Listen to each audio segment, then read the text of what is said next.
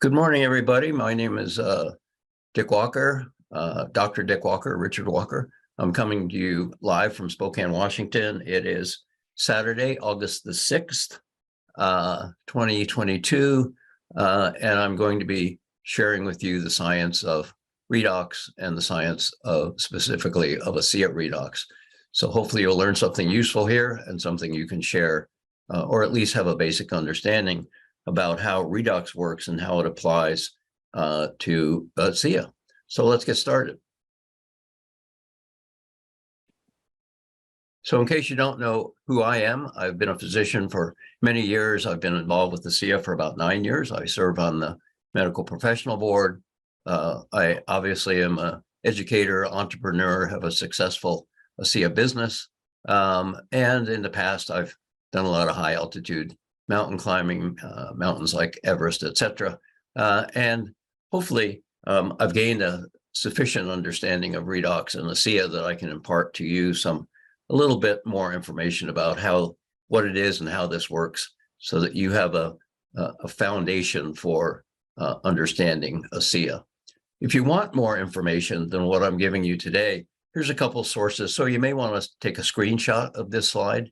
If you're looking for information on strictly the science of redox and redox signaling, PubMed.gov is a great source. That's the National Institute of Health library. And if you want information specifically on the science of ASEA redox and the scientific studies that ASEA has done in clinical trials, go to www.aseascience.com. If you're looking for testimonial data and some examples of what ASEA redox has done for people, there's a couple of sites you can go to: redoxexperiences.com, password there is associates with a capital A, or realredoxresults.com, password there is redox. So certainly take a screenshot of this if you want to investigate this beyond what we're talking about today.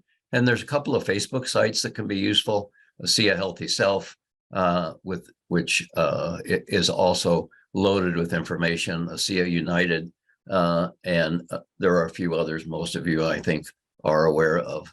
If you really want to read a book about redox science, I love Lee Osler's book, Redox Matters. You can get that at redoxmatters.com. And that's also where this recording will be posted within a day or two. And if you are visiting this as a guest, then talk to the person who introduced you and directed you to this presentation. Or go to amazingmolecules.com to learn more about the science, the business, and the technology. So this is ASEA headquarters. It's located in Pleasant Grove, Utah. This is where all of this information stems from, the ASEA science part of it. And it's a company that I've been affiliated with now for 9 years.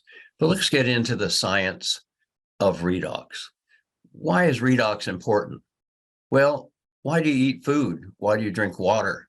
Why do you breathe oxygen? Well, it's because they're all essential for life. Redox signaling molecules fit that mode as well. And all of these elements are essential to life, but some are more immediately needed than others, but none is less important than the other. The biggest difference is that our cells can actually utilize the basic ingredients of life to create redox signaling molecules. And we're going to be talking about those naturally produced redox molecules as we talk about the science. But even though your cells are capable of making redox signaling molecules, many times we have deficiencies or imbalances for a number of different reasons, aging being one. Oftentimes disease and injury can use them up at a faster pace than our cells can make. Oxygen is closely related to redox signaling molecules, and we'll talk about that in a few minutes. But redox is all about moving electrons around from one molecule to another. And as it turns out, oxygen is the primary acceptor of these electrons. We'll talk about the Krebs cycle a little bit and about fuel utilization and how redox molecules are created. So the foundation for healthy cells is really redox signaling molecules. They're an absolute requirement for healthy functional cells of all types. Doesn't matter whether it's a heart cell, liver cell, lung cell, skin cell, redox signaling molecules and redox signaling, the activity involved, is a foundation for cellular metabolism. Cellular dysfunction is the root cause of all illness, so it's important to make sure that the foundation of cellular health is working. And redox interventions, I want you to understand, work best upstream from problems. They work best when we're using them to prevent metabolic breakdown and metabolic problems that lead to disease. However, at any stage, even if someone has already developed significant problems, in part due to redox deficiencies, restoring redox homeostasis with an external source of redox molecules can really help our cells to do a better job of repairing and replacing damaged cells, which is really the most important activity for most of us when we think of redox signaling. And redox homeostasis and signaling are essential for maximizing our cellular health. Without being able to unleash the energy that's stored in food, however, in our cells, life would not exist. We're going to talk about that in a minute. But the biochemical foundations for life are about the movement of electrons from one molecule to another and the utilization of the energy that is released along with the production of these redox molecules that are created in that process of metabolism. I do want to make sure that all of you understand that ASEA redox is not a pharmaceutical, it's not a drug, and nothing that I say during this presentation should be construed to mean that ASEA redox is a cure or treatment for any disease or condition. It is simply restoring a source of molecules that are naturally produced in the body, they're native to the body, and just bio-replenishing those molecules to give our cells a bit of extra molecules to utilize. ASEA supplies those additional redox molecules so that we can use them, our cells can use them to enhance the actions that naturally occurring redox molecules provide. So let's get real basic here. What is life? Because you really have to understand the basics to understand what redox is all about. But life is nothing more, or absolutely, I shouldn't minimize this at all. It's a continuous complex series of molecular interactions. And most of us don't think of life that way, but indeed that's the foundation of life. These molecules are vibrating, gyrating, bumping around. If you could look under an electron microscope and look at a bunch of living cells or inside of these living cells, there's a bunch of activity going on in it. It seemingly looks to be random and haphazard, like a chemical stew, like the mosh pit at a concert. But it is ruled by a complex genetic code or roadmap, and it's governed by the natural laws of molecular chemistry and physics and redox, the gaining and losing of electrons. And that's what we're going to talk about more this morning. But how does life occur? What is regulating all of this, what looks like chaotic stuff going on in milliseconds inside of our cells? What brings order and function and life to this chaos? To understand that, we have to start to understand life at a molecular level. And the human body is made up of atoms that form molecules of different types. Molecules as building blocks for our cells, molecules as biochemistry, providing function, creating ATP, enabling life, molecules for information processing. And that's what we'll be talking about to a significant degree this morning. Molecules for communication in and between cells. Molecules as the foundation for healthy cells. Think of molecules as multifunctional entities that we really can't see without the use of some very sophisticated tools. All of this biochemistry without effective coordination and control just wouldn't work the way it needs to so that we can be healthy. So what's the answer to providing that control, that function? It's really information, communication, and coordination. We'll talk a little bit about what we call cellular adaptation, because without adaptation, there is no life. Scientific term for that is hormesis. And redox communication via redox signaling molecules is hugely important in establishing hormesis. To keep us alive and healthy, our cells process more information on a continuous, instantaneous basis without conscious input than the most complex computer ever invented. All of this miraculously goes on without us even knowing it, as long as we provide the necessary tools. So what is redox signaling? What is redox communication? Well, it's a scientifically documented mechanism of cellular communication that's essential to the functions of physiology and health. It's key to coordinating this huge range of biochemistry and physiologic processes, both inside and between all of our cells. Using redox signaling molecules to sustain order and the adaptive response necessary for health and wellness. The molecular condition in our cells are constantly changing, leading to fluctuation level of oxidative stress. And this requires ongoing adaptation and modulation to sustain homeostasis. That's essentially what we mean when we talk about hormesis. It's a dynamic environment. It's never standing still. And that process of hormesis really emphasizes the importance of redox communication. So how does life happen? How do our lives happen? Well, let's talk just for a second about bioenergetics, because what happens is that the sun's energy is utilized by plants to manufacture carbohydrates, lipids, and proteins, and they get stored in those plants, and then we use those in the form of food to supply fuel to our mitochondria, these little power plants within our cells, so that they can use those fuel sources to produce ATP energy, as well as reactive oxygen species, which are mostly redox signaling molecules. So what happens is that we eat food, and those sources of food energy enter the mitochondria in a number of different ways as fatty acids, glycogen, amino acids, and they enter into what's called the Krebs cycle. Now, don't freak out.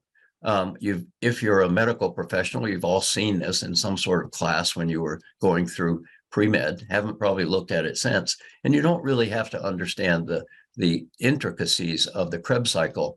But over on the right-hand side, you'll see a cascade of molecular interactions. It's called the electron transport chain, where electrons are transferred from one molecule, one food-based molecule, to another.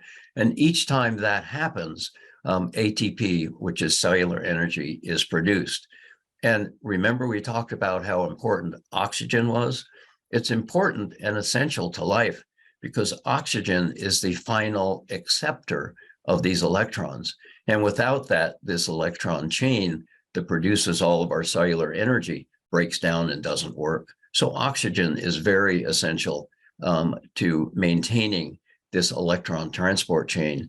The other very important product of this process is the creation of redox signaling molecules, most of which are reactive oxygen species, ROS. So let's a little bit of an explanation of these redox reactions. Redox is nothing more than reduction, oxidation. Oxidation is the loss of an electron. Reduction is the gain of electron.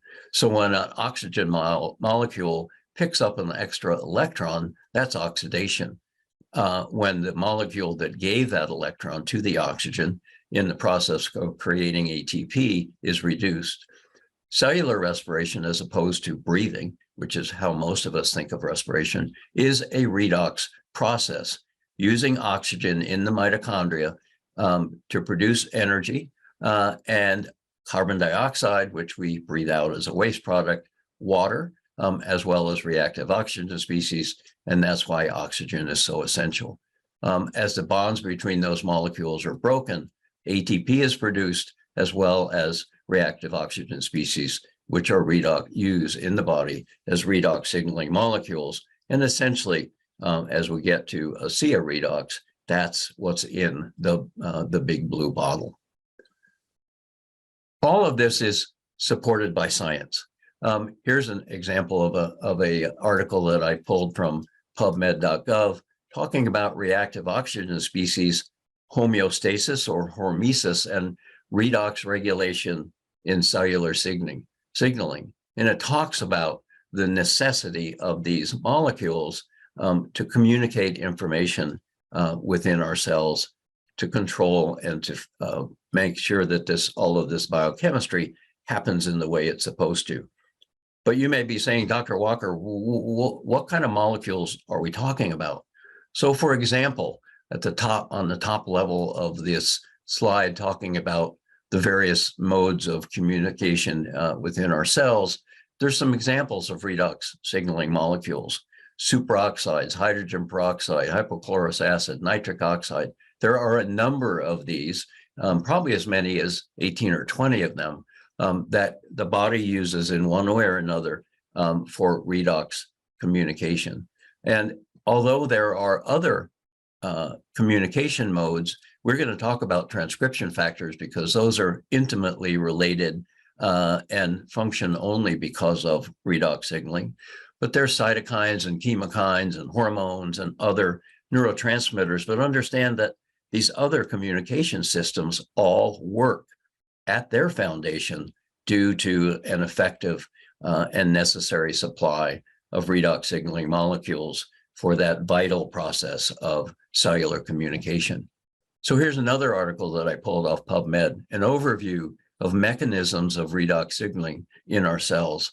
I'm not going to read through the abstract. You can certainly go to pubmed.gov and pull a number of articles like this, but look down in the lower left-hand corner and see that this is reference number 19 of 34,427 abstracts dealing with reactive oxygen species, dealing with redox signaling, dealing with essentially with ASEA ultimately.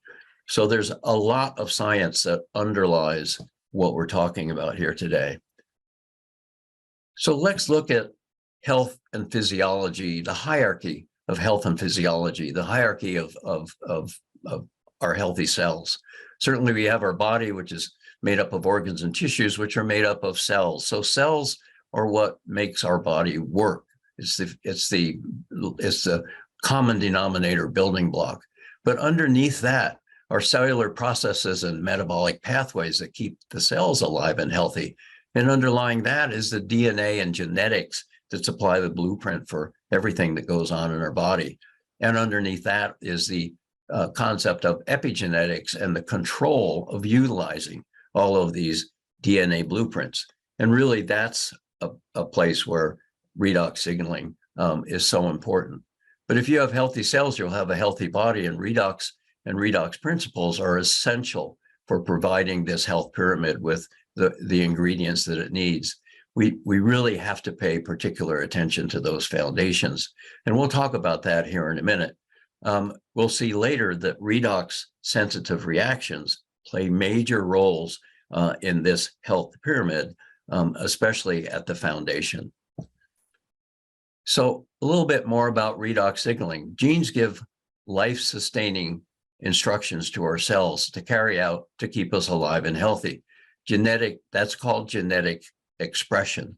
So it doesn't help you much if you have genes and the genetic blueprint unless that information can be expressed and utilized by the cell.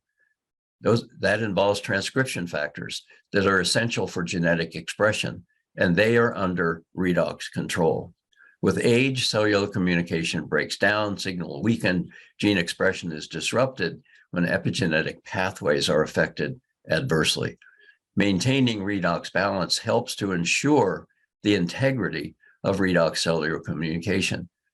Genes may not determine your destiny, but epigenetic control over genetic pathways or genetic instructions certainly play a major role in that area.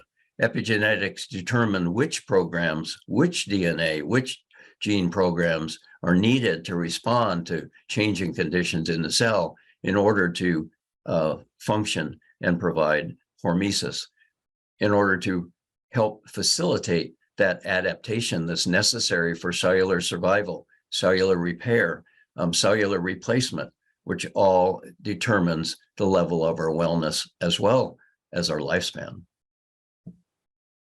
What's in that blue bottle that we call ASEA redox? Don't ever think of it as salt water. That's the basic ingredient for manufacturing redox signaling molecules that ASEA uses. But what exactly is ASEA redox? Well, it's a proprietary and patented combination of redox signaling molecules maintained in a reactive state. These molecules have to be native and reactive. They have to be able to interact, and formulated specifically to optimize the physiologic signaling effects of redox molecules on cell interactions. And it's that reactive state that's so important that really has made ASEA such an important ingredient, such an important supplement for us to help maintain that hormetic response. Because these molecules can exist in active and inactive states, and that they have to be reactive in order to function. And having a mixture of redox signaling molecules maintained in the reactive state is a wee bit tricky. It's a biotech product produced and protected by both patents and trade secrets, designed to replenish bioidentical redox signaling molecules safely and effectively.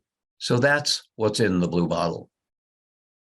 Let's talk a little bit about the difference between maintaining and supporting your health naturally or depending on drugs and medical interactions. Health, how do we define health? Well, we can define it as nothing more than the absence of disease, but there's really more involved there, isn't there? In Western medicine, health is a bunch of symptoms, controlling symptoms by trying to control in specific ways certain problems that develop. The importance is early detection, risk factor management, and then treatment. Spending a lot of money many times to try to identify a problem, which oftentimes they aren't able to do.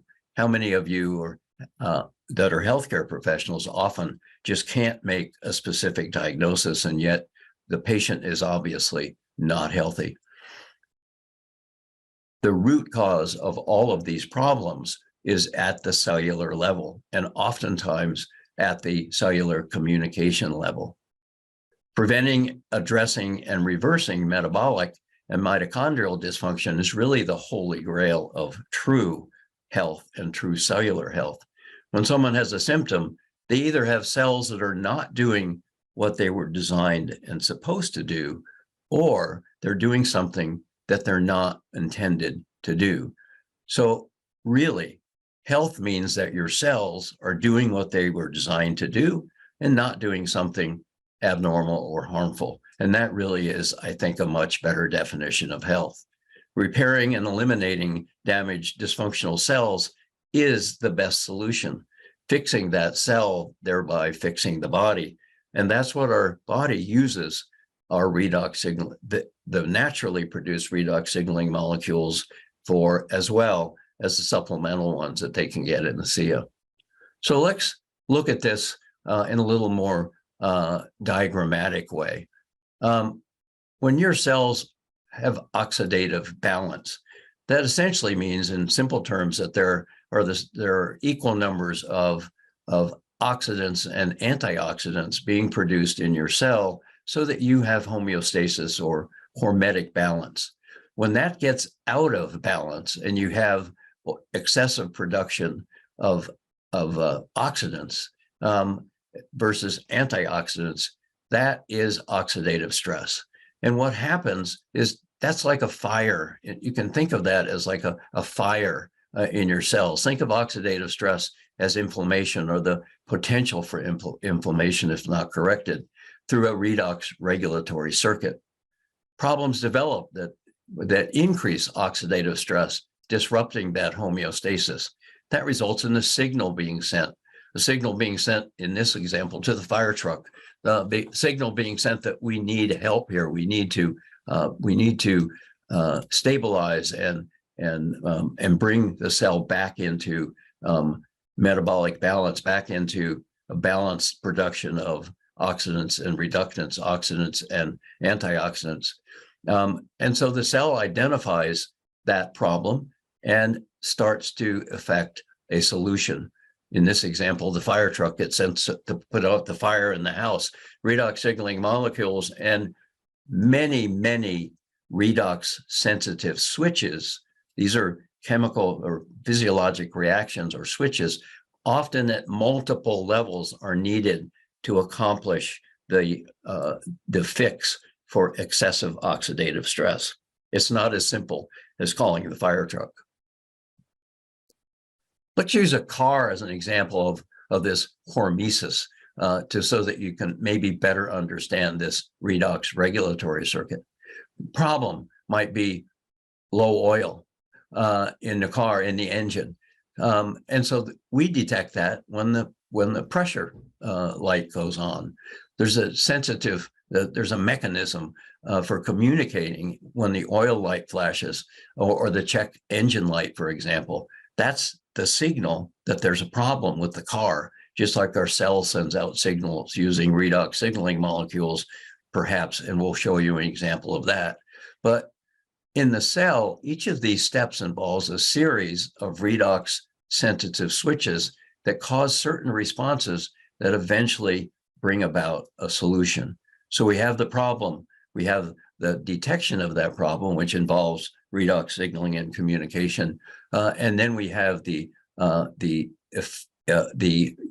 problem solution, the adaptation to that problem, the hormetic process, which is an ongoing process at the cellular level. So we can think of redox signaling molecules as adaptogens, as helping the body to adapt to changes that, if left unchecked or not repaired, can really lead to problems. And facilitating that adaptation in a constantly changing environment is very complex. And I don't hope to be able to explain all of that to you.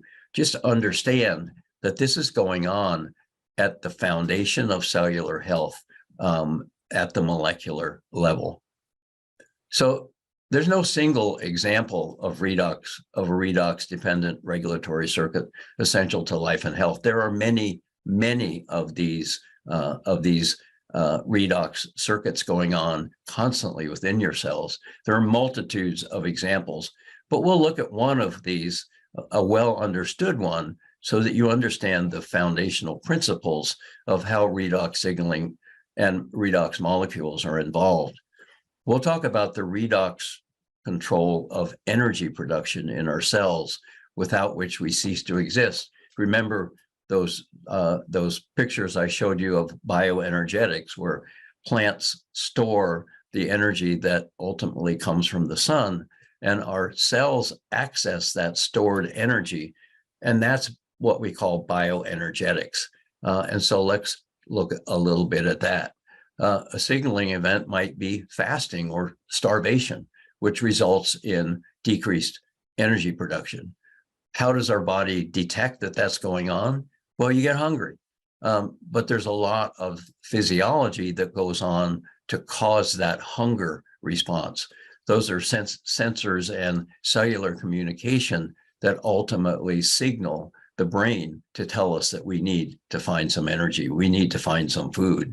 And those are done through redox signaling that affects certain redox sensitive switches within our cells that create various transcription factors that then go and grab the genetic blueprint necessary to take that food, which our brain has told our body to consume, and turn that into ATP energy. So that's essentially the bioenergetic process overview of how our body uses these redox signaling molecules to help our cells stay alive. One of perhaps millions of redox regulatory circuits in our body. So hormesis, stress, adaptation, stress. That's the story of our life at the cellular level. Our cells are constantly being stressed. And hormesis is an adaptive response of biological systems to moderate environmental or self-imposed challenges or stresses in order to improve the functionality or tolerance to more severe challenges. So the more we exercise our regulatory circuits, the better off our cells are at handling challenges. For example, starvation. adaptation is to switch fuel sources from carbs to fats and proteins. If you don't have a food source, your body needs to access the energy stored in our fat in our body.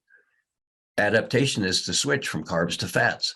It brings fatty acids and ketones from the stored fat to fuel our cells, most importantly in our brain and muscles, needed for what we call the fight or flight response.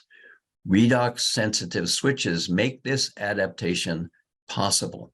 It's called nutritional ketosis, where our body says, wow, you're not giving me enough food.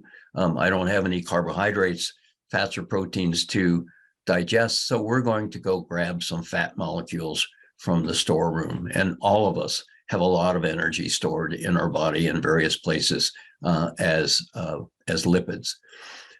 As we exercise that hormetic pathway of burning fat for fuel, it improves the adapting bioenergetics of our metabolic processes. And we can change and naturally enhance things through that process for athletic performance. An athlete gets far more ATP energy from fat than it does from eating carbohydrates.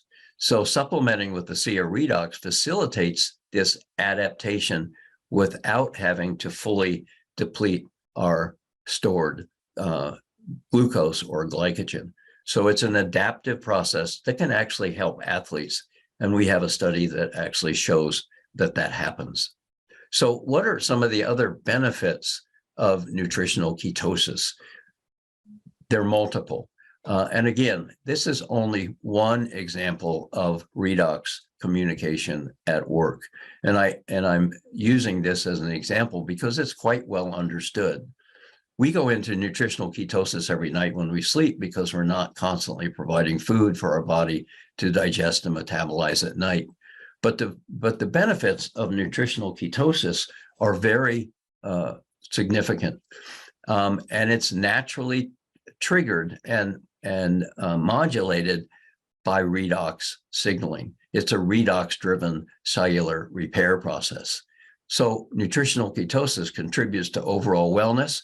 It contributes to anti-aging. It helps metabolic disorders. It helps neurodegenerative disorders, and I'll show you an article about an example of that. It helps in traumatic brain injury recovery. It helps deal with excessive weight issues. If you can turn on your body's fat-burning mechanisms, then it's certainly easier to manage if you have excessive energy stored in the form of lipids. It also definitely improves athletic performance, endurance, and recovery. As mentioned, it occurs naturally during sleep, fasting, and exercise, but we have a biohack here because we can use redox signaling molecules, and I'm going to show you how that works in a bit, to actually facilitate this process. Look at this list. There are so many benefits that I would wonder, why don't we all start to understand nutritional ketosis and use this for overall health and longevity. The brain appears to do particularly well when we supply it with the breakdowns of fat metabolism. And the study done by Torre Labs for ASEA indicates a positive influence of redox signaling molecules on what we call brain-derived neurotrophic factors, a transcription factor that benefits the brain. It's intriguing that research has identified abnormalities in redox-sensitive metabolic pathways in the brain that occur more than 10 years prior to the onset of dementia. So in other words, they have now identified breakdowns in redox sensitive metabolism in folks that eventually develop dementia, and they can identify these things years before any clinical signs of dementia develop. So is our diet important in connection with redox? Absolutely. Is lifestyle important? Absolutely. And we'll pull all of that together as we progress through this presentation. Are there any athletes on this on the Zoom today? Because if there are, this is important information. Anyone in this room who has problems managing body weight, this is important information. Obesity is rampant and dangerous. The energy released by redox allows athletes to achieve their dreams of peak performance. The creation of ATP is redox dependent. Reactive oxygen species, i.e. redox signaling molecules, mediate oxidative stress, stimulating adaptive hormetic responses, maximizing the cell's metabolic flexibility. So in the absence of a food source, we start to burn those fats for energy with the multiple benefits that I already mentioned. There are thousands of scientific references pertaining to redox health. Why is this important to you? We have a study that showed that ASEA is empowering athletes by improving endurance, strength, recovery, mental stamina. But that's not just for athletes. That's for any of us that would like to improve those properties of our health. That study, the study that Dr. Neiman did years ago, showed that drinking ASEA, and this was done in endurance athletes, bicycle riders specifically, and it showed a shift in 43 of over 500 metabolites that they were looking at. And they indicated a mobilization of fatty acids. It also indicated a sparing of muscle glycogen, which is stored carbohydrates, and mice that were supplemented with the ASEA redox in concentrations achievable in human beings achieved a 29% increase in endurance and achieved metabolic or nutritional ketosis. So this is an important aspect of long-term health, and we can biohack this system using supplemental redox signaling molecules to encourage our bodies to engage in nutritional ketosis and burn stored fat. So let's talk a bit about transcription factors and epigenetics, because this is a place where redox signaling molecules are very active. What are transcription factors? Well, they're molecules that when activated, they signal and control genetic transcription and genetic expression. So they are necessary for pulling the information out of our DNA library, pulling out the blueprints that our cells need for specific activities and endpoints. They bind to specific DNA sequences or regions, enabling access to those genetic instructions via the epigenetic pathways that we talked about earlier. There are many, many transcription factors. Some examples are that brain-derived neurotrophic factor that I talked about earlier, vascular endothelial growth factor, which is important in cancer, interferon A and B, NR3C, and we're going to talk a bit about NF-kappa B and NRF2. These are factors that act to bring about the adaptive changes that we're talking about in hormesis. They're required to regain homeostasis. They're required to repair cellular damage. They're required to replace damaged and aging cells, which is so important to controlling disease and the aging process. Activation of these transcription factors in part explains why ASEA redox works. Their role in genetic expression is pivotal in controlling oxidative stress. They are the foundation of protecting cells from damage due to excessive oxidation. They're the foundation for detecting damage and facilitating repair, and they're the foundation for replacing dysfunctional cells that simply are doing bad things or not doing what they're supposed to do and need to go away and be replaced with the new normal cells. So adapting to oxidative stress, which is an excessive production of oxidants or reactive oxygen species, which are redox signaling molecules, but which also can be harmful in stealing electrons from other molecules.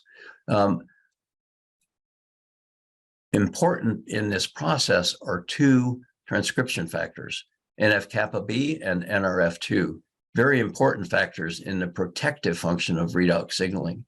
Again, this is only one example of redox control of transcription factors, and there are many, many others that are essential to life.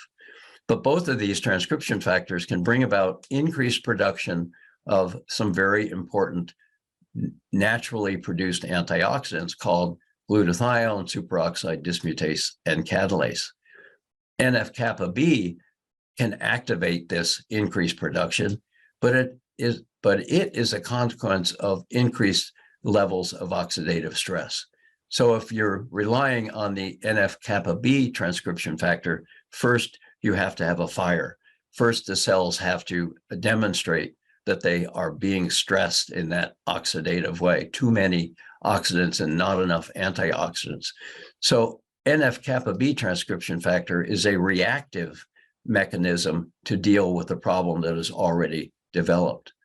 NRF2, on the flip side, is a proactive transcription factor that, when activated, causes the cell to produce more antioxidants without having to go through the fire alarm and all of the smoke and problems that are inherent in cellular oxidative stress, or that fire, that inflammation.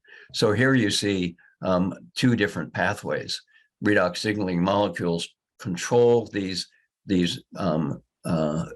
different factors in a way that is very important to overall health.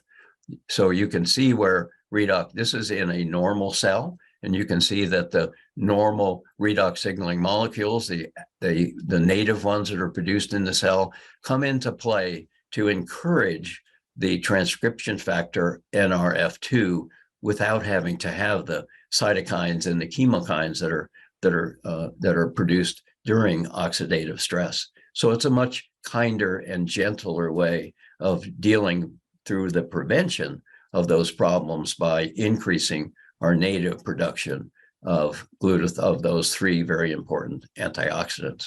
So that's how our cells do this with the molecule, with the redox signaling molecules that they produce within the cell.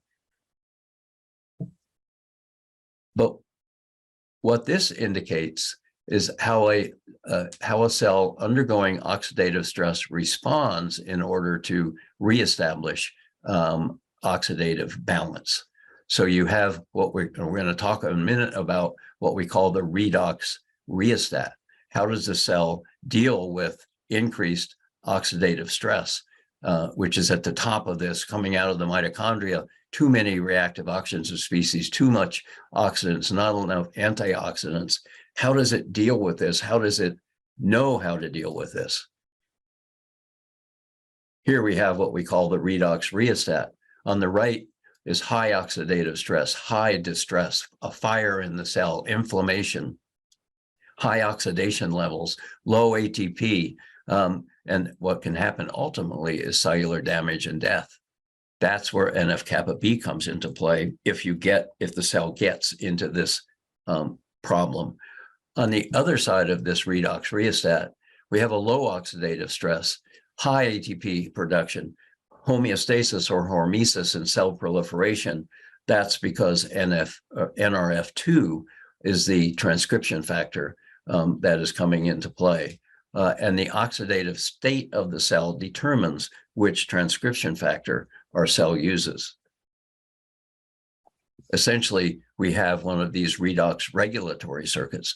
The problem is oxidation. The detection is NRF2, and KEAP2 is just a ligand that attaches to NRF2. I'm not going to go into that. The communication is the translocation of genes and genetic expression and the development of an antioxidant defense.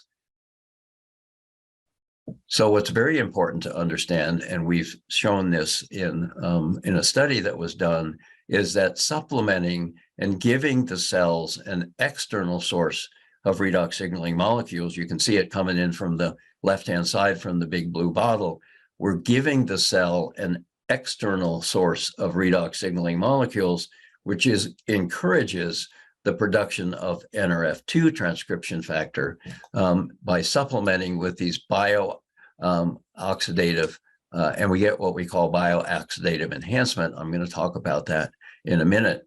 but it encourages the mitochondria during diet and exercise, for example, to increase the production of NRF2 and therefore increase the production of those beneficial antioxidants. I'd like to point out in this cell also that many of the things that we do to get healthy and stay healthy that we've known about for years actually work through this same mechanism by encouraging the mitochondria to produce more redox signaling molecules. But we've figured out a way to essentially hack the system by supplying an external source of these redox signaling molecules.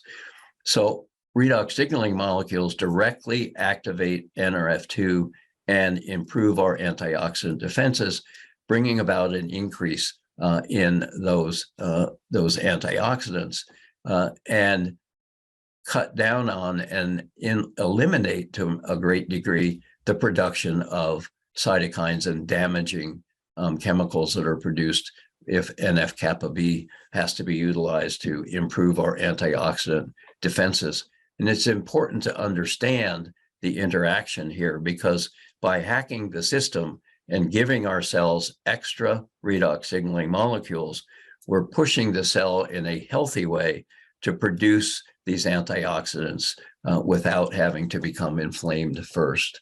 So what do we mean by, what are all of these bio-oxidative therapies enhance our oxidative defenses?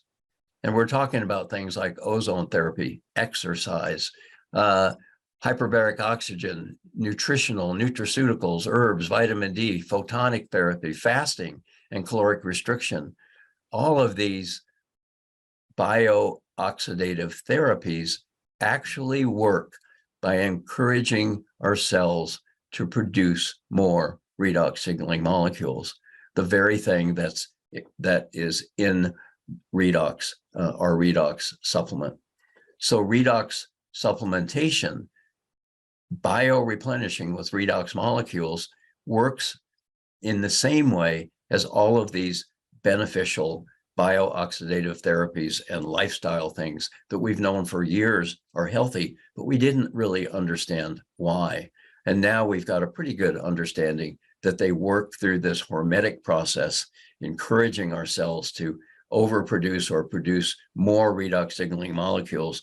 And we can now hack that system by essentially drinking ASEA Redox. So ASEA actually has a study to prove that supplementing with ASEA Redox actually does affect transcription factors. So when you're doing a study, first you ask a question, a hypothesis, so to speak. So what was the question that the scientists asked to design this study that I'm going to explain to you? Well, the question was, could consuming ASEA Redox have epigenetic effects on cells, and could that explain the observed results that we see? And if so, could it possibly identify certain patterns of epigenetic influence attributable to supplementing with ASEA Redox?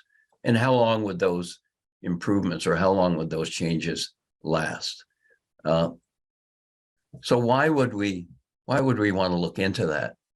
Well, because the science shows us that cellular redox really is influential in epigenetics and in disease. Here's a couple of different studies.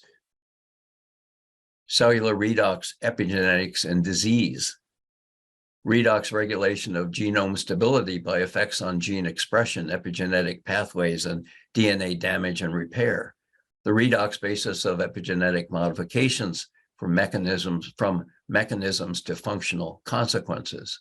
So what did this study look like? Well, they took a group of 35-year-olds, about 60 of them, and they divided them into one group that drank ASEA and another group that didn't.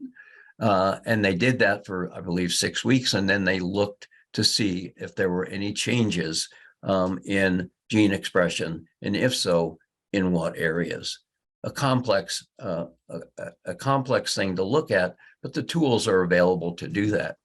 So essentially, it was an attempt to show that bioreplenishment with redox signaling molecules makes a difference in how our cells operate.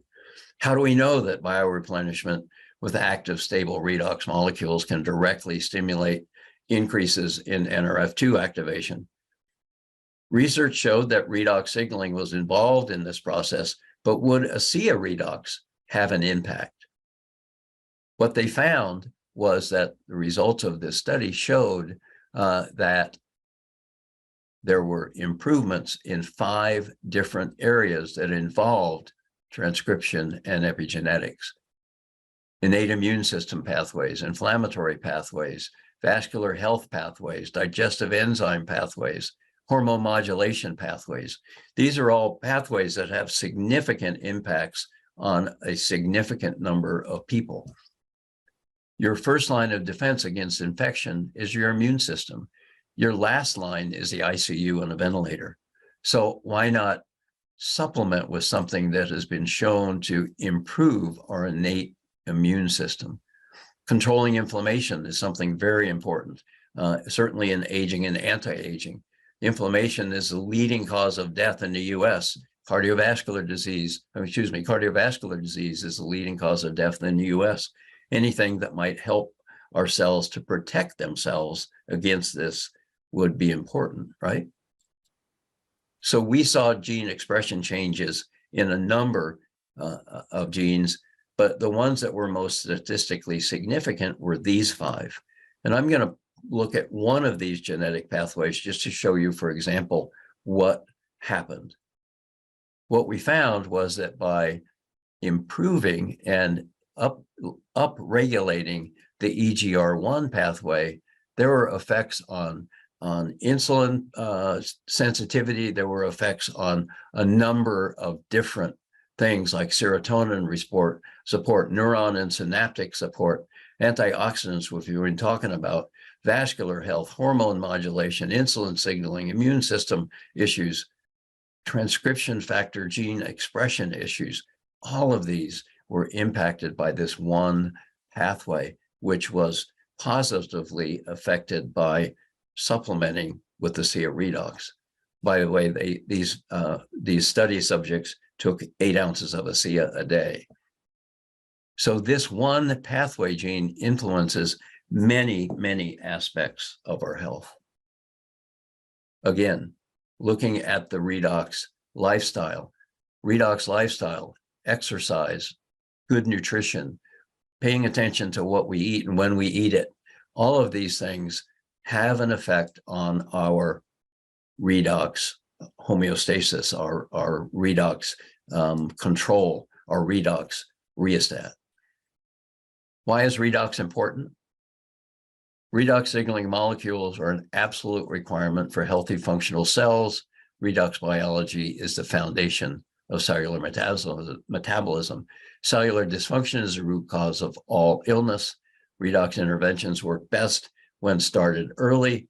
Redox signaling is essential to maximizing our cellular health, and redox powers the potential for enhancing our lives in multiple ways. Let's talk a little bit about cellular aging, because it happens to be the most common risk factor for all chronic disease. It's all about living healthier longer. It's all about living healthier longer by following the rules of our cells and learning to follow them consistently, extending what I call our health span. Who wants to expend a lifespan that's miserable in ill health? We're talking about extending a healthy life, an enjoyable life, a productive life. Just think of the many benefits. Let me just show you an example of what can happen when someone supplements with redox signaling molecules. This woman started that supplementation at age 84.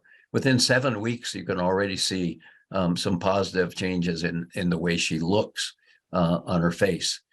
A lot of this was due to Renew 28, the topical application of redox signaling molecules, but certainly drinking them contributed to this as well. And you can see over the next 8 years that this woman certainly looks happier. I think she looks younger. I know from communication with people who know this woman that she feels younger and healthier. So here we have what appears to be some anti-aging benefits attributable to bioenergetics and bio replacement of redox signaling molecules. Certainly, we've got some other examples of that. You can see the reduction in wrinkling on these two pictures, certainly an anti-aging sort of response in the skin that our body was able to effectuate after supplementing with redox signaling molecules. I'm not claiming that we're curing aging. What I'm showing you is what different bodies have done when supplemented with both topical and internal increases in redox signaling molecules. You can see that scar that essentially went away, those age spots, which were resolved. You can see a couple of different anti-aging pictures there, but we also have science to back it up. When we studied what happens with topical application of redox signaling molecules, the figures were pretty impressive. And simply by supplying a concentrated form of redox molecules to the skin, we showed improvements in wrinkle depth, smoothness, elasticity, moisture. I think that the most powerful anti-aging discovery of our lifetime is ASEA redox. I think this is the science that's going to change the world, because if we can essentially give our body a tool that it can use to turn back many of the negative effects of aging in the environment, then we have a powerful tool that we can use to keep people healthier and happier. Because aging, quite frankly, and chronic inflammation are a new branch of science. Age-related research into immunosenescence, the loss of redox balance and homeostasis with advancing age, chronic low-grade inflammation is a highly significant risk factor in morbidity and mortality. And it appears that by supplying an extra source of redox molecules, that we can give the body a tool that it can use to help to negate some of these changes. The science is there, oxidative stress and chronic lung disease. So we know that oxidative stress is an important factor, not just in lung problems, but with all kinds of other problems that become more common with advancing age. Reactive oxygen species and inflammation and lung disease. Aging impairs cellular communication. Age-related decrease in redox signaling contributes to increases in disease. Our body simply loses the ability in, or what happens is as we age, our mitochondria become less efficient. They become not as well at producing energy, and they don't do as good a job at producing redox molecules. So we see a decreasing ability to control all of this biochemistry. We see a decrease in epigenetic signaling. We see a decrease in the ability to repair cellular damage, to replace damaged cells, decrease in the levels of autophagy needed to rid our cells of accumulated debris and waste. And we see a decrease in immune protection from infections and cancer as we get older. And much of this is related to a decrease in our redox health. Redox signaling in neurotransmission and cognition during aging, certainly a common problem. Remember, I mentioned that they can find changes in redox balance in people up to a number of years prior to the development of cognition issues in human beings.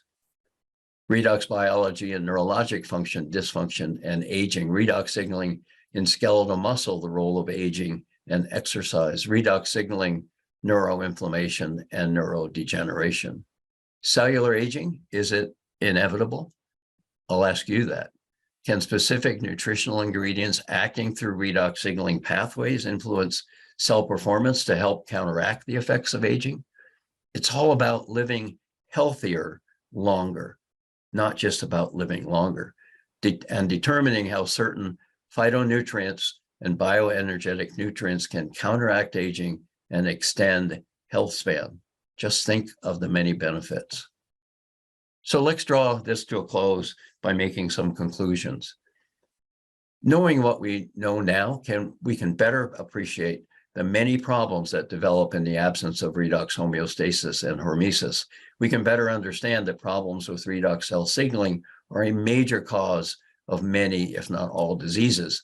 And we can now appreciate the huge array of potential benefits available from redox signaling bioreplenishment by giving ourselves a tool that they can use to bring about an enhanced level of wellness. There are many, many, many sources of information out there dealing with redox signaling and its effect on health.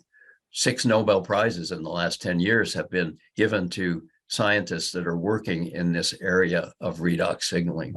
So again, if you want more information than I've given you today, take a screenshot of these sources and go take a look. Go and get Dr. Lee Osler's book on Redox Matters, and you'll gain an even more in-depth understanding of what we've talked about today. And so I would like to stop the slideshow now and just say thank you for attending this morning. And hopefully I didn't overload you with information, but my goal is not necessarily for you to learn and understand all of this if it was a bit of an overload, but to understand that the science is there. There are people who understand this science. There are reasons to want to bioreplenish with redox signaling molecules, and these redox signaling molecules, both the ones that your cells make and the ones that you replenish with from ASEA, do have a significant effect on our cellular health. So thanks a lot. And if you want to share this or listen to it again, it will be available at redoxmatters.com. Click on videos and they're available on that site. Thanks a lot and have a great day and a great weekend.